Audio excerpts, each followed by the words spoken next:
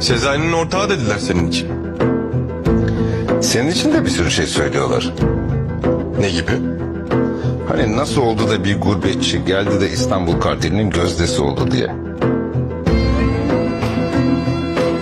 Vura vura diyelim Kartal. Vay.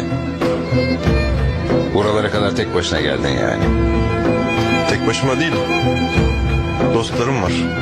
Başka bir yol daha var. O da şu. Senin buradan yok olman.